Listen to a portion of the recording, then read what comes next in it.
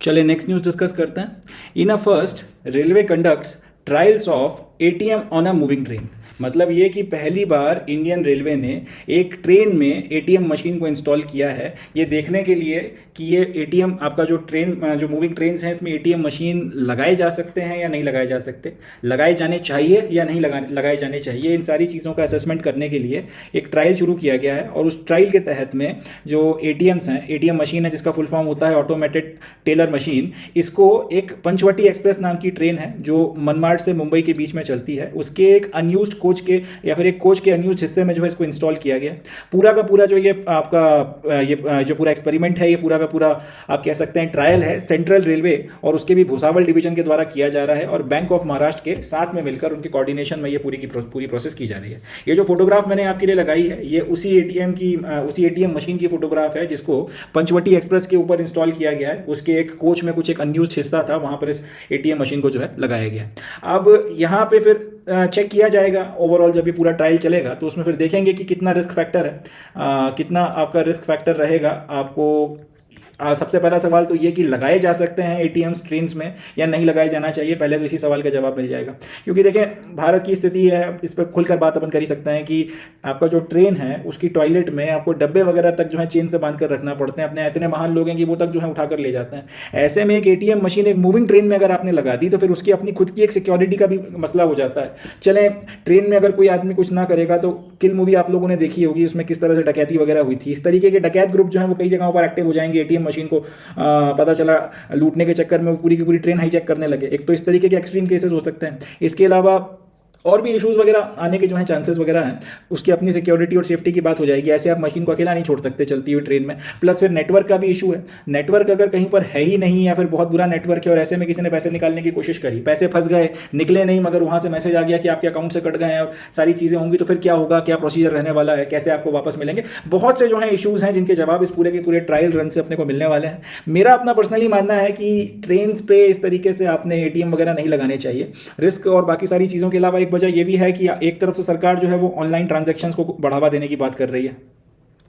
एक तरफ आप चाहते हो कि यूपीआई से और ऑनलाइन सारा ट्रांजैक्शन हो, दूसरी तरफ आप एटीएम लगाकर फिर आप ये क्यों प्रमोट कर रहे हो कि भैया कैश निकालो और खर्चा करो।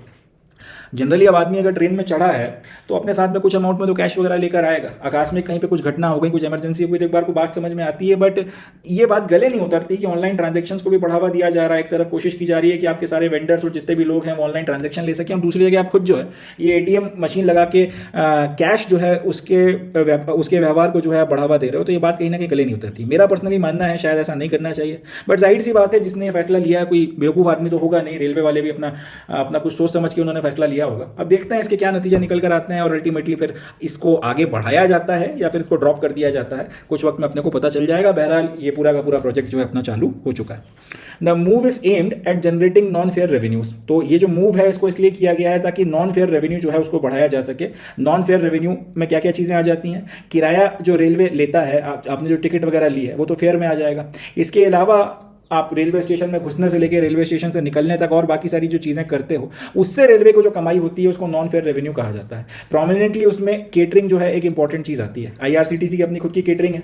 इसके अलावा और भी आपका जो है खाने पीने के सामान वगैरह चलते हैं। अब ये वन स्टेशन वन प्रोडक्ट के नाम से एक स्कीम भी अपनी चल रही है, इससे भी जो है रेलवे वाले कोशिश कर रहे हैं कि पैसा वैसा कमाया जाए। तो जितने भी आपके दूसरे तरीके हैं टिकट के अलावा नॉन फेयर रेवेन्यू बढ़ाने के लिए, अब ट्रेन में कोई आदमी जो है कुछ खाना आना चाहता है बट लेट से कैश नहीं है, तो एकदम से उसकी इच्छा हुई तो पता चला एटीएम अगर लगा हुआ है तो आप गए, आपने कैश निकाला और बढ़िया जो भी आपने कुछ खरीदना था आईआरसीटीसी या कहीं से आपने वो खरीद लिया। अब अगर कैश नहीं होता तो सामने वाला एक बार को जो है अपनी स्कीम ड्रॉप कर देता और रेलवे पैसे ना कमा पाता। बट एटीएम की व्यवस्था थी तो आपने कैश निकलवा के वहां से जो है कुछ अपना कमाई वगैरह कर ली, कुछ आपने जो है अर्निंग आपको जो है वो हो गई। इस तरीके से रेलवे की जो है कुछ आपकी इनकम वगैरह बढ़ सकती है, ये इन लोगों का मानना है, ये इन लोगों का ख्याल है और इसके कारण जो है ये पूरा का पूरा प्रोजेक्ट अपना किया जा रहा है।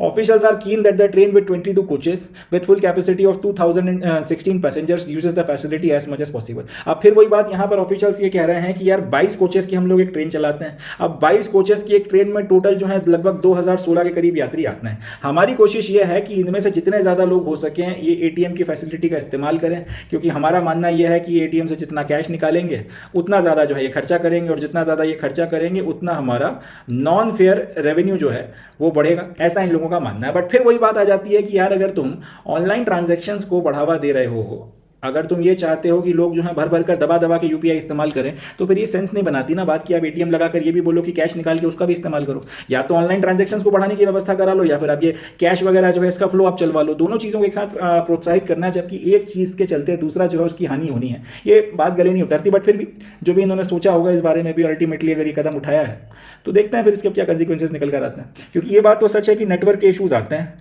और कई जगहों पे नेटवर्क के चलते आपका यूपीआई हो सकता है फेल हो जाए, यूपीआई काम ना करे। ऐसे वक्त में आपके पास में कैश होना चाहिए। तो फिर वो भी बात है ना कि अगर आप बैठे हो सफर करने के लिए, इतना कुछ डिसेंट अमाउंट में कैश तो लेकर चलोगे, बट चलो कोई इमरजेंसी आ गई, एकदम से कैश नहीं है, उसके लिए फिर आप एटीएम से निकाल के इस्तेमाल कर लो, वो एक बात समझ में आती है। बट फिर ऐसी कंडीशन में भी जो यात्री है वो रेयरली ही एटीएम का इस्तेमाल करेगा। इनका जो ये इच्छा है कि 2016 में से लगभग 100, 200, 400, 500 लोग जो है भर भर के कैश निकाल लेंगे और उसको फिर कैश से खूब सारा जो है खर्चा पानी करेंगे चलती हुई ट्रेन में, और इससे हम लोग खूब कमाएंगे, ये बात कहीं ना कहीं सेंसिबल नहीं लगती है। बहरहाल देखते हैं क्या नतीजा निकल कर आता है।